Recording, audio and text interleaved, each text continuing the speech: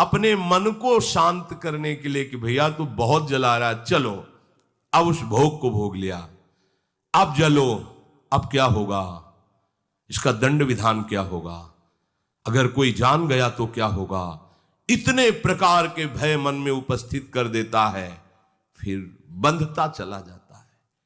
सच्ची मानिए, भोगते समय तुम्हें समझ में नहीं आ रहा, अब जब तुम भोगते भोगते उससे दुखी हो गए और निकलना चाहते हो तो अब वो नहीं निकलने देगा जिसको भोगा है। ऐसे ही चल दोगे, ऐसे ही छूट जाओगे कि हमारा मन हुआ भोग लिया, हमारा मन हुआ चल दिया। अब नहीं, तुम्हारा कर्म तुम्हें नहीं छोड़ेगा। विषाद, भय, क्लेश, चिंता और नवीन भोगने की तृष्णा, फंस गए। आप अविवेकवान हैं इसलिए नहीं समझ पा रहे। विषय चुगा चुनने में तुम मस्त हो रहे हो, नहीं समझ में आता, जीव नहीं समझ पाता। जो तुम आचरण कर रहे हो वो कर्म ही इतना भयानक है, तुम्हें वैसे ही मारेगा। और इतना ही नहीं है, ये तो केवल उसका ब्याज है, मूल तो नरक भोगना पड़ेगा।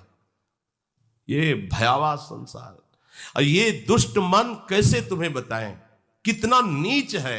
एक तरफ सलाह देता है भोग लो, दूसरी तरफ भय देता, क्यों भोगा, क्यों फंसा मैं, अब नहीं करूंगा, उसी के दूसरे क्षण फिर तीसरे भोग में फंसा देता है। इसकी चाल को कोई समझ पा रहा है? ये हमारा मित्र है। ये नीच मन हमको प्रतिपल ऐसे फंसाता चला जाता है कि आज सत्संग मिला, आप सोचते हो निकल जाएं, तो आप देखो आपको कैसा भय प्रदान करेगा। निकलने की सोचते ही सैकड़ों भय आके खड़े हो जाएंगे। कैसे निकलोगे? क्योंकि जिन कर्मों को भोगा है वो कर्म तुम्हें नष्ट करेंगे पहले। और अगर हिम्मत करके कि जो हुआ सो हुआ, अब भले गला कट जाए, अब मैं बुरा आचरण नहीं करूंगा, भजन करूंगा, जो पूछा जाएगा मैं सत्य बता दूंगा, हर दंड स्वीकार करूंगा, भगवान को नहीं, कोई बाल बांका नहीं कर सकता, वो कर्म नष्ट हो जाएगा और आपका मार्ग प्रशस्त हो जाएगा। पर ये भय ऐसा नहीं है, ऐसे नहीं बोल पाओगे बिना हरि आश्रय के। तुम भजन करना चाहते हो तो अब हम क्या करें? हमें क्यों फंसाया? तुम भजन करना चाहते हो, बच्चे पैदा कर दे, इनको कौन देखेगा? तुम भजन करना चाहते हो, ये सब प्रपंच कैसे करके दिखाओ भजन, ये बाहरी, और अंदर तुम्हारे मन खिलाफ हो जाएगा, नहीं करने देगा भजन। अब कहते हम तो करना चाहते पर कोई हमें पकड़े, कोई नहीं पकड़े, तुम्हारा कर्म तुम्हें पकड़े। हिम्मत करो, एक बार निकलो, ये दलदल है, निकालने के लिए हरि तैयार है, तुम तैयार हो जाओ, हाँ में हाँ मिलाओ और एक झटके में बाहर हो। ये दलदल धीरे धीरे पार नहीं हुआ जाता, अगर धीरे धीरे तो धंसता है, झटके से निकला जाता है।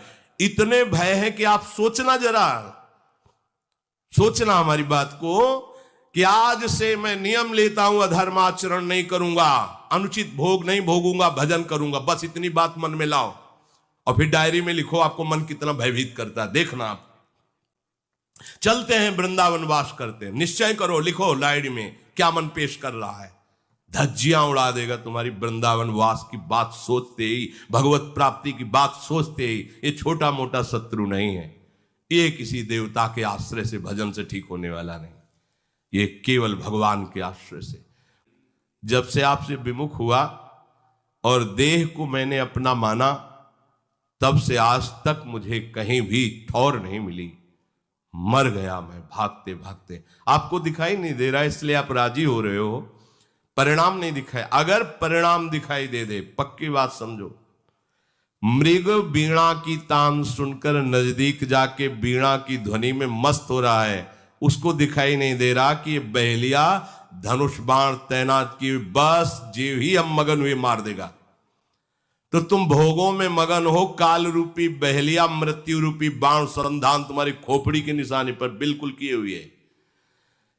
किस क्षण कौन सा वो रूप बाण धारण कर ले तुम्हें पता नहीं। आज तक किसी ने नहीं कहा मृत्यु ने मार दिया, वो हार्ट फेल हो गया, एक्सीडेंट हो गया, वो कैंसर हो गया, वो अमुक, ये उसके बाण हैं। एक क्षण में तुमको मृत्यु अपने गाल में समेट लेगी। समझ में नहीं आ रहा, बहुत बार मर चुके, एक बार हिम्मत करके जीवित मर जाओ। जीवित मर जाए उलट आप में समाए, इधर भागना बंद करो, आओ हरि शरण में। बहुत हिम्मत की जरूरत है। जब हम कुछ भी व्यसन करते हैं, गलत करते हैं, तो सबसे बड़ा बंधन यह होता है कि हम हिम्मत नहीं कर पाते कि आगे लांग पावें।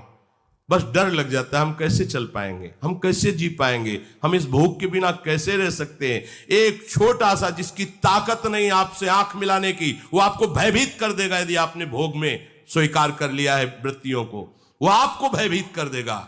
निर्भय पद के अधिकारी को भयभीत कर देगा। उसकी हिम्मत नहीं रहेगी कि उसके आगे आंख मिला सके। भोग के तुम स्वामी नहीं हो, भोग तुम्हें गुलाम बना रहा है। हम समझ नहीं पा रहे। जब से हे हरि मैं आपसे अलग होकर देह भाव को स्वीकार किया और जीव कहा गया, तब से आज तक कभी चैन से मैं नहीं रह पाया, भागता ही रहा।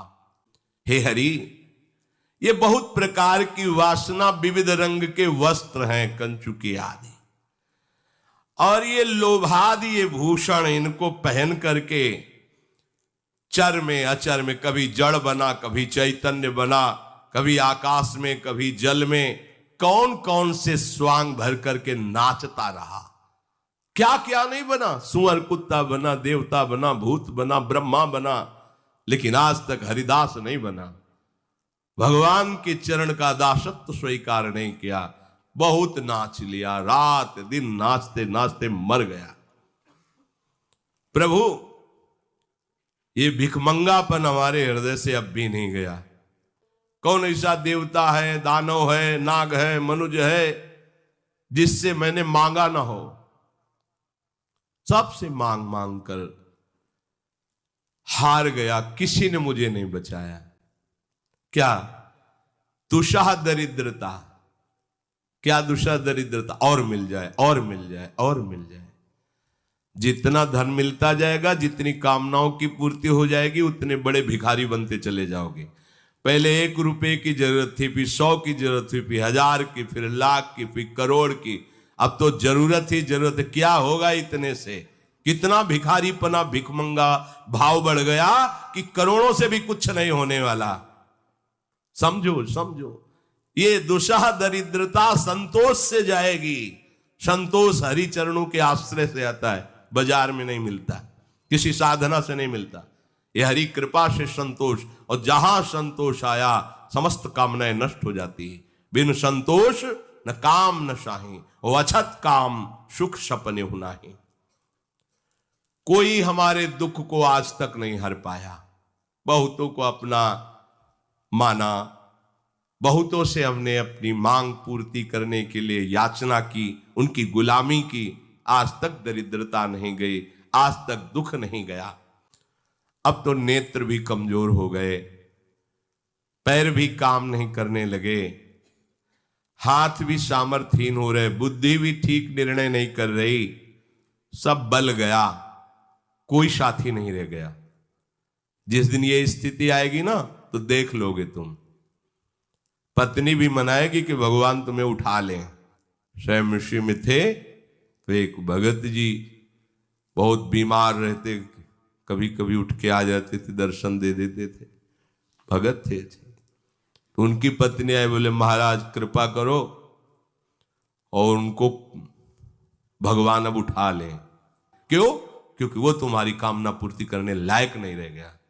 गोस्वामी जी कह रहे, नेत्र थक गए, पैर काम नहीं करते, हाथों में बल नहीं रह गया, बुद्धि निर्णय नहीं कर रही, अब कोई साथी नहीं दिखाई दे रहा।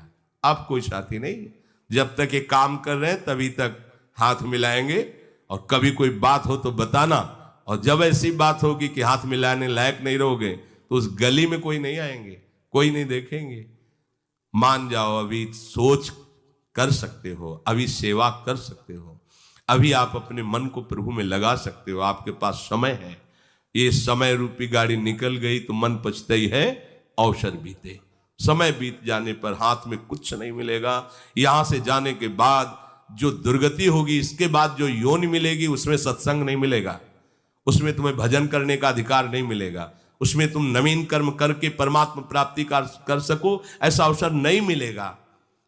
हे हरि, मैं आपकी शरण में आया हूं, मैं डर गया इस संसार से। प्रभु, अब मैं आपको रिझा सकूं इतनी सामर्थ्य मेरे में तो नहीं है। प्रभु, बस आप अपने चरण शरण में रख लो। मैं अपनी किसी साधना से, किसी गुण से आपको रिझा पाऊं, ऐसी सामर्थ्य नहीं रह गई। हे लाडली लाल, बस वृंदावन में पड़े रहने दो, अपने दरवाजे पर पड़े रहने दो। कभी तो आप दोनों युगल सरकार जब वन विहार के लिए निकलोगे, देखोगे कौन पड़ा है, बस इतने में हमारा काम हो जाएगा। आपकी दृष्टि पड़ेगी, हम निहाल हो जाएंगे। लाडली जी की दृष्टि पड़ते ही करोड़ों मोक्षों के सुख को तिरस्कार करने वाला महाप्रेम सुख प्रकट होता है एक दृष्टि मात्र से। इसलिए हमें भटकने का समय नहीं भाई कि हम किसी देवता की आराधना, देवताओं से विरोध नहीं, ये आप ना समझें कि हमको ये ज्ञान नहीं है कि देवताओं का विरोध भाव पैदा हम कर रहे हैं। नहीं, हम ठिकाने पे पहुंचा रहे हैं जहां से उनको सामर्थ्य मिली। यदि आप किसी भी देवता की आराधना करते हैं, उनसे कोई कामना ना करें, तो आपको ऊपर भेज देंगे।